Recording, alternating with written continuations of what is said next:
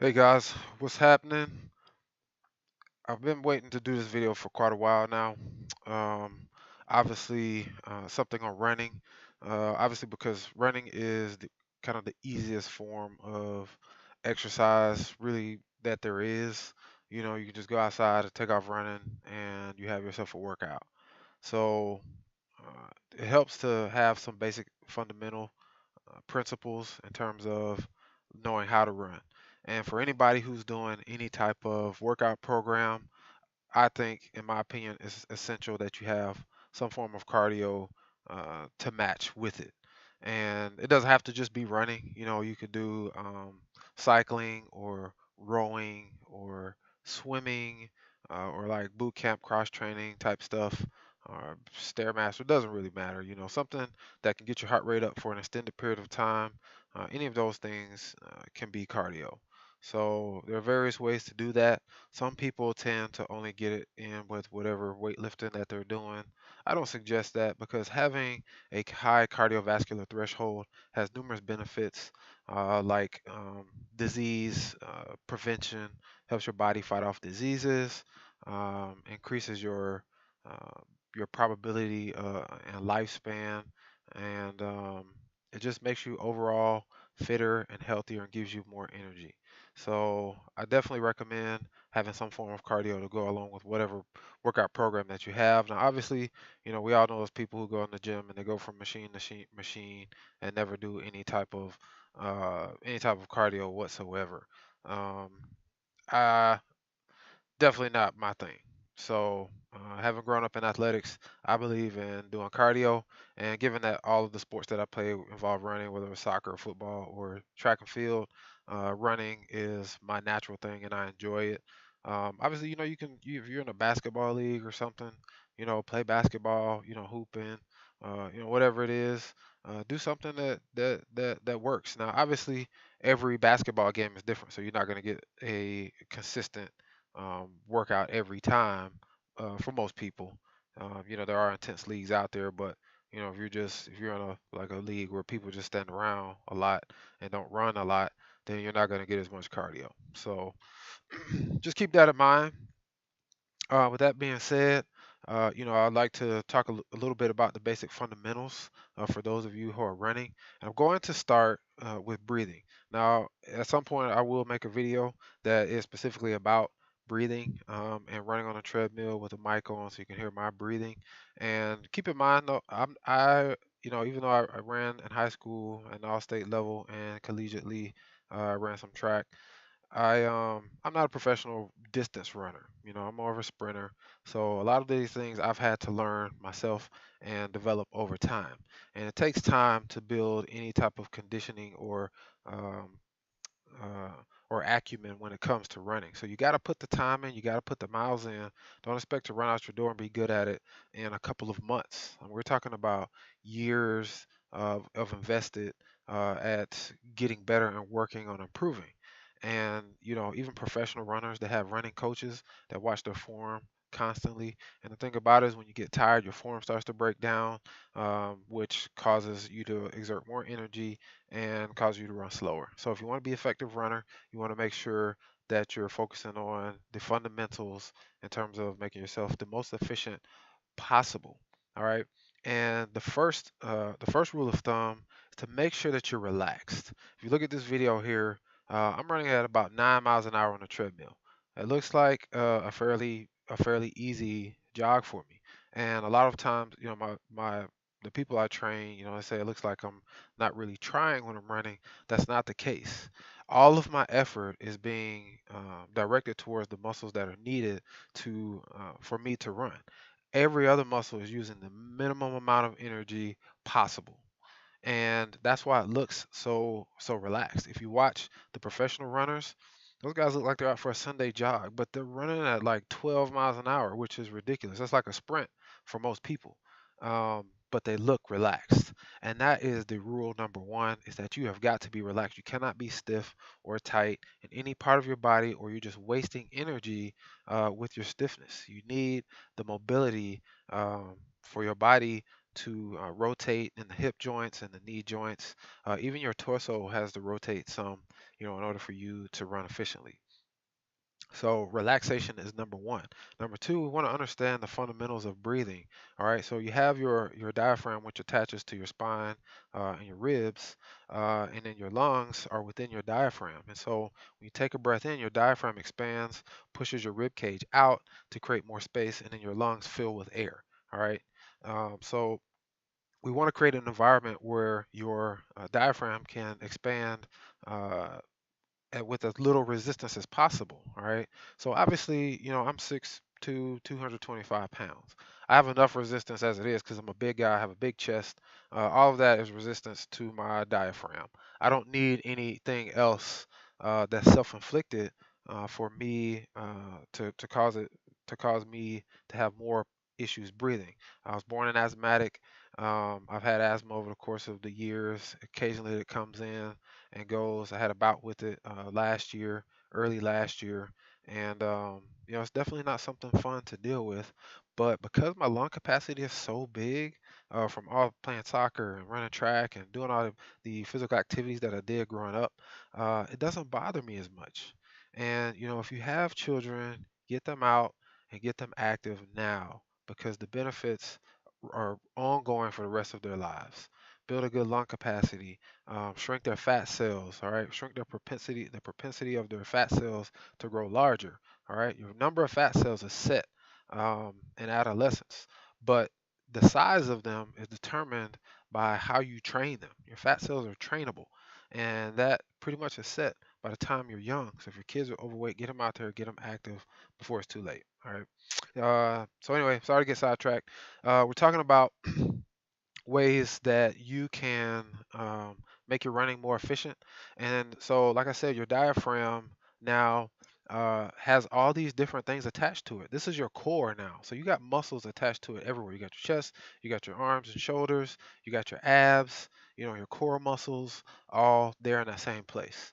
And I think I'm slowing down here. So this is a split workout where I'm doing split miles, where I run a mile, I walk for I think 2 to 3 minutes on this one, and then I run another mile, walk for 2 to 3 minutes. And the goal is to run at a faster pace than what I want my 5K to be. Which, by the way, this year my goal is to finally break that 20 sub 20-minute barrier in a 5K, which is gonna be tough at my weight, but I'm going for it either way. So, with your diaphragm, you want to make sure that you create an environment that's easy for you to breathe. All right, that means running with an erect posture. All right, your back should be straight. Should be no hunches in your back. See people running with their shoulders hunched forward all the time.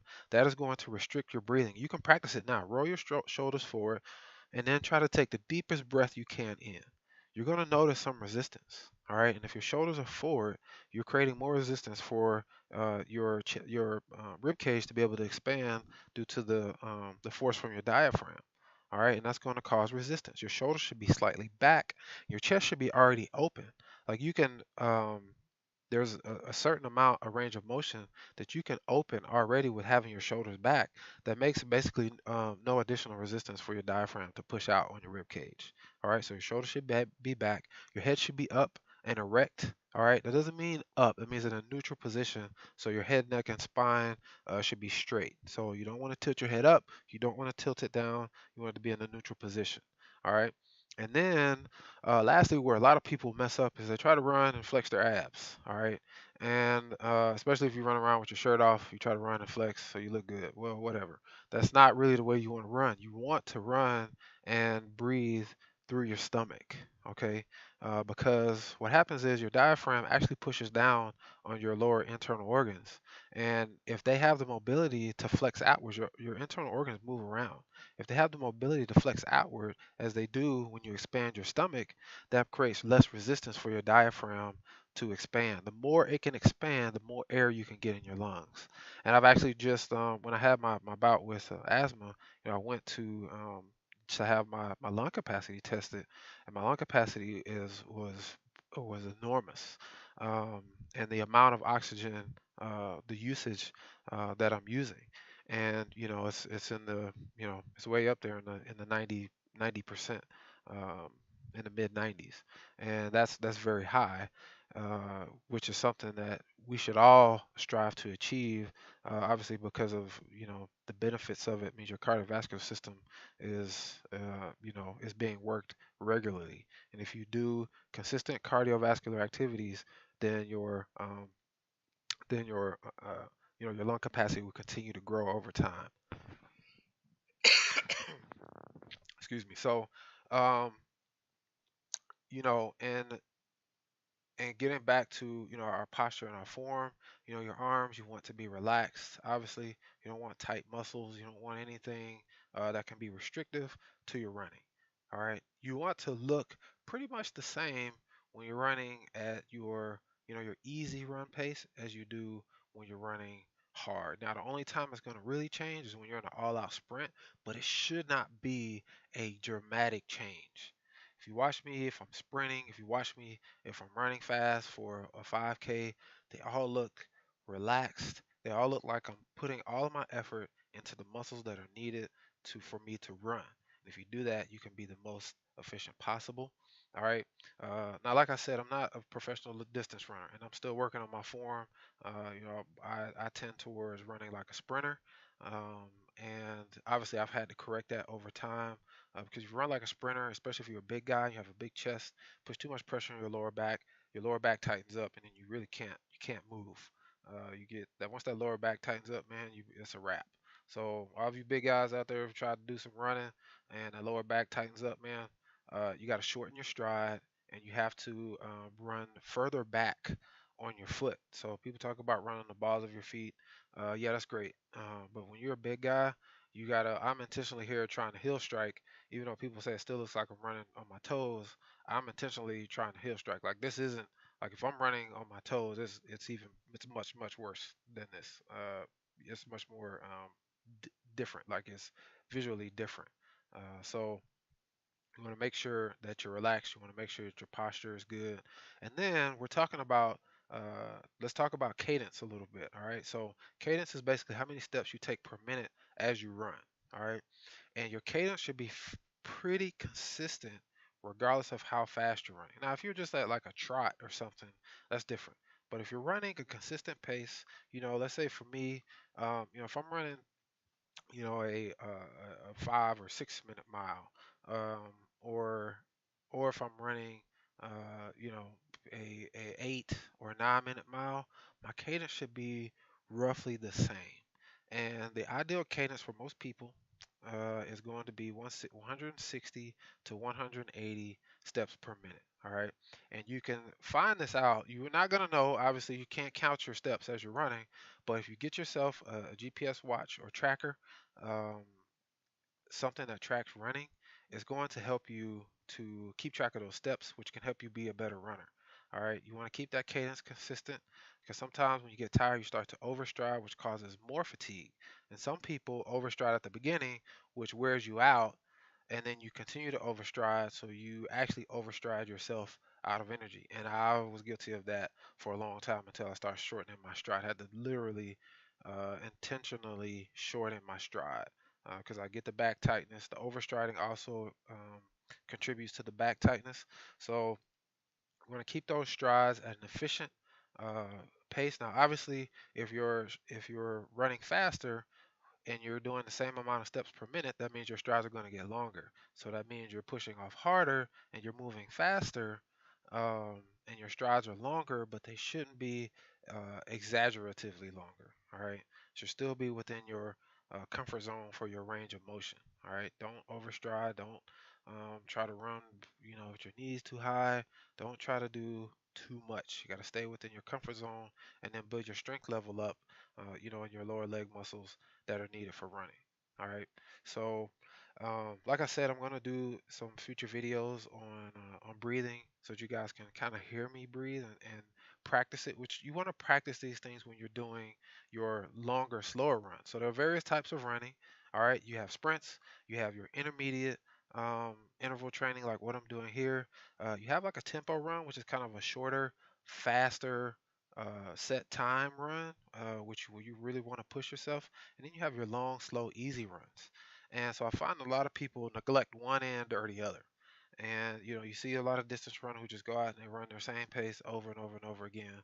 Well, you know, you're not gonna really improve like that. Your improvements are gonna be very, very slow, because you just keep running that same pace all the time. You stay in your comfort zone. You never increase your VO2 max, which is your body's ability to process oxygen. So you're gonna stay at that same pace. And honestly, if you're training for a half marathon or you're training for a 5K, those are completely different, and one can definitely affect the other. So just keep in mind what your goals are and what you want to train for, and then start your training plan accordingly. But if you want to get faster, you have got to run faster. All right. If you want to run longer, then you got to run longer. All right. You cannot run faster by just continuing to run slower at the same speed, because soon as you hit that oxygen threshold, your body's gonna start bleeding oxygen really, really fast. All right. And then your legs are gonna get tired, and then your lungs are gonna you're gonna run out of breath, and then you're gonna slow down. Your form's gonna break down, and you're gonna slow down. Speaking of legs getting tired, strength exercises, squats, step ups, things like that are vital to your conditioning. So if you want to run longer, your legs need to be strong. That's another thing a lot of distance runners don't do is strength work for their legs. Running itself is not strength work. All right, and you got to put the time into taking care of your body before and after you go running. A lot of runners run out the door and take off running, come back and don't do anything, and then go to work or whatever they got to do for the day. You can't put that much um, impact on your body without doing something for it. You got to prep before your workout, meaning stretching and warming up and getting your joints and muscles loose. All right. You get your exercise, but then you got to cool down. Then you have to stretch down. I mean, obviously you can use foam rollers, uh, in addition to or in lieu of stretching. And then you got to treat your body, man. When you get aches and pains, you got to take care of your body. And you got to rotate your shoes. Stop wearing the same shoes every day. And if shoes don't work with your body, the first thing, if you get an ache in your lower body, the first thing you got to look at is your shoes. Either they're maybe not the right shoe or just not the right shoe for you, or they may be just old, too old, or they just may may not agree with your anatomy and your running form. So you got to get some other shoes, or you wear them too much. All right, if you wear your same shoes every day to go running, they're not good. They're going to lose their efficiency very quickly, and you're basically going to be running without the benefit of what the shoes were designed for. So invest in a couple pair of shoes, invest in your longevity, keep running, keep doing your cardio, and I'll be here to to give you guys some tips on making yourself a little bit healthier and fitter in 2017.